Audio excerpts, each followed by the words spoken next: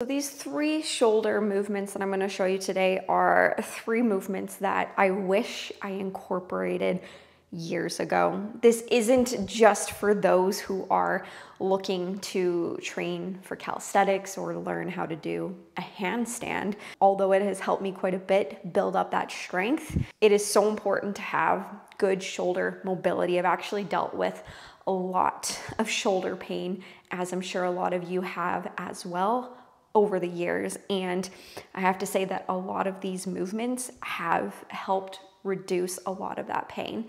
Now, to preface this, I am not a physiotherapist. I'm not saying that, hey, if you do these exercises, it is going to alleviate all of your shoulder pain. No, this is just based off of my experience. And I know there is often a lot of confusion out there. So, hey, you know what? Give some of these a try, see if they work for you, and if so, great, and if not, well, that sucks. Let's go over these 3 movements. Now, the biggest thing that these movements allow you to do is to improve shoulder flexion. So that's where you take your arms and put them over your head. I know that doesn't look the greatest, but like legit, before I started this, my shoulder flexion would like stop right here. And in order for my hands to get even like between my ears, I would have to arch my lower back like this in order to make that small little increased range. So it's gotten a lot better. I'm just standing straight upright, just seeing where I'm at. A lot of people will do this like against the wall as well too. You can lie down on the ground and really be humbled at how crappy your shoulder mobility is. These 3 movements have made a huge difference for me with improving overall shoulder flexion. The first one here, you want to grab either a light plate or a light dumbbell will work as well too. We're going to lie down on the bench and then I'm going to rest on this yoga mat. I would recommend a what are those called? Wow, a foam roller as well too. I only have like the one right there, so that one's not going to feel too comfortable on my back. So we're going to use this yoga mat and we're going to use a 10-pound plate. If you don't have access to the plates, then just grab onto a dumbbell. But a dumbbell will suffice as well too. So we're going to come down and just rest our shoulder blades on the yoga mat here, okay? So I'm just going to come down and I'm going to keep my knees up towards my glutes. And the biggest thing is we want to engage our core, making sure that our lower back isn't arching whatsoever. We're going to grab onto the plate and we're just going to make sure that our torso is completely still. It shouldn't be moving as we bring our arms over our head, okay? So I'll demonstrate and we'll kind of break it down here.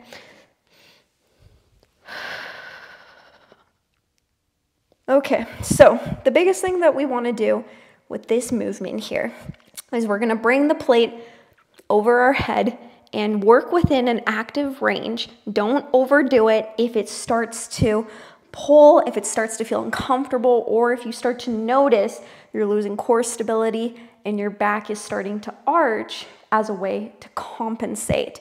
If you notice that that starts, that's a good indication that you want to stop where you are currently at before it gets any worse. So an example, right? If we come back like this and I start to arch and go back like that, yeah, I'm probably past my active range of motion.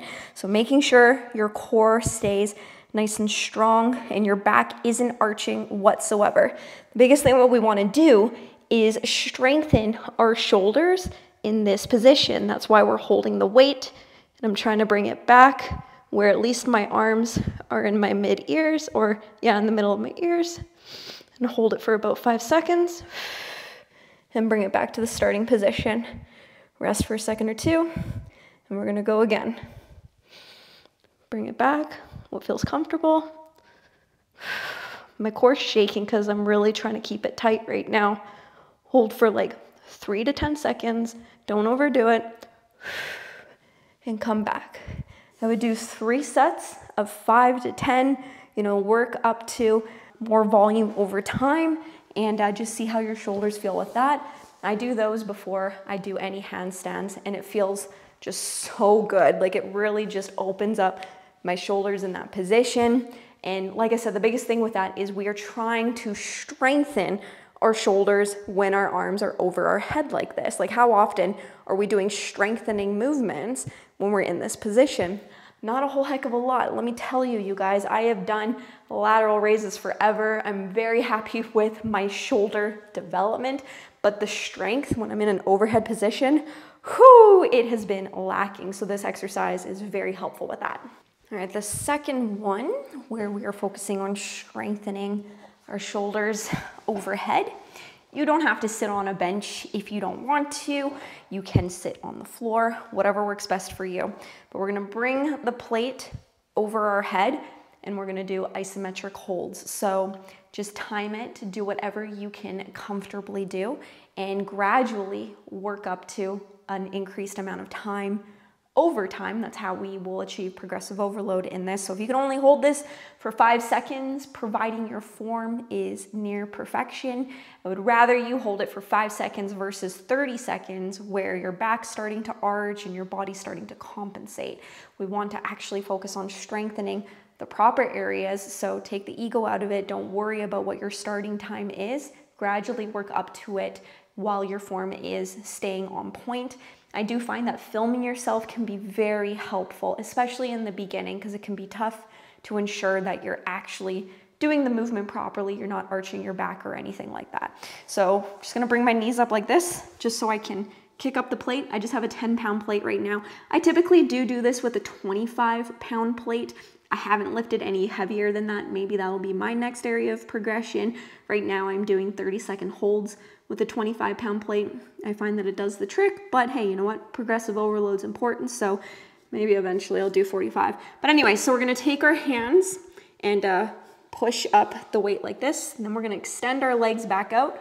We're gonna bring this overhead, squeeze our glutes and our core, bring this overhead, and really push into the plate, nice and tall. Keep your head up and your arms as straight as possible, and really just squeeze your glutes into the ground. Like really push your glutes into the floor and engage your core.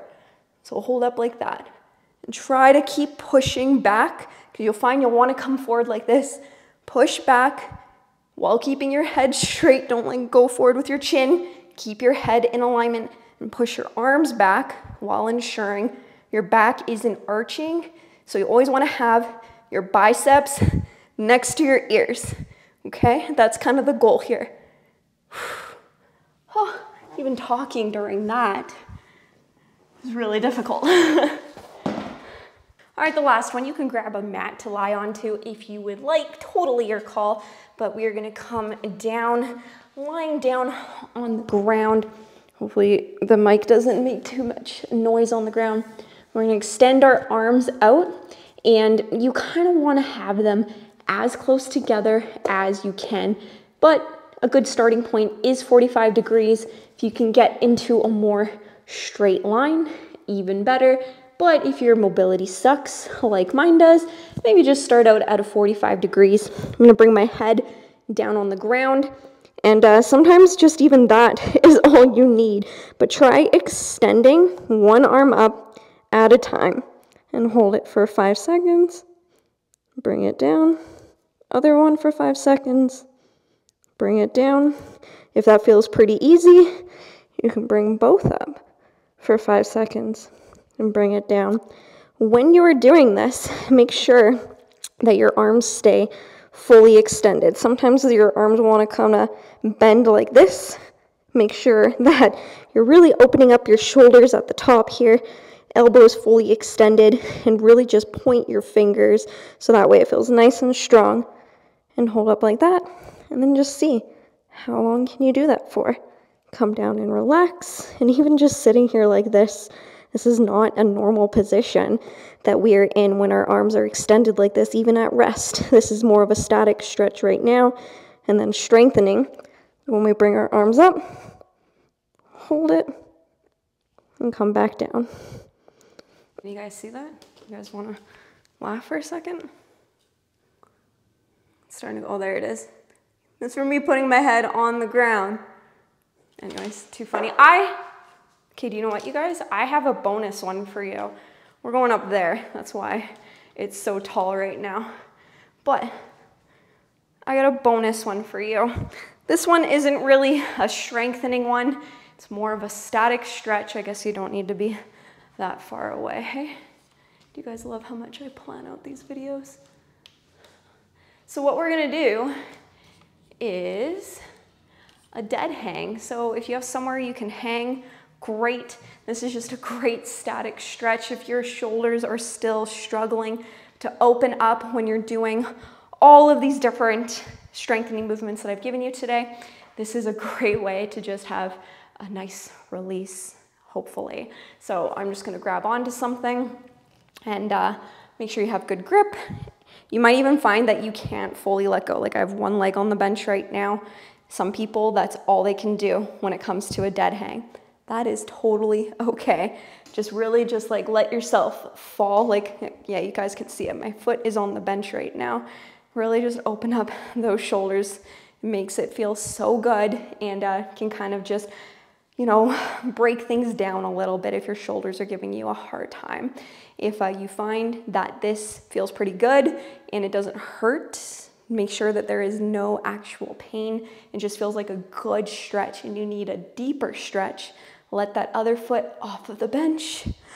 Oh, and let it all hang. Don't worry about like contracting or depressing your scapula. Nope. Just hang there. That's it. Hang out. I know that seems like easy enough. This is actually pretty difficult, especially for a lot of people who do struggle to have their shoulders open up, but it is such a good stretch. So doing that, even right before you do all of those previous ones, can be a really great way for you to just open things up, and that way you can get a deeper stretch and start focusing on strengthening your shoulders. Hopefully this is helpful.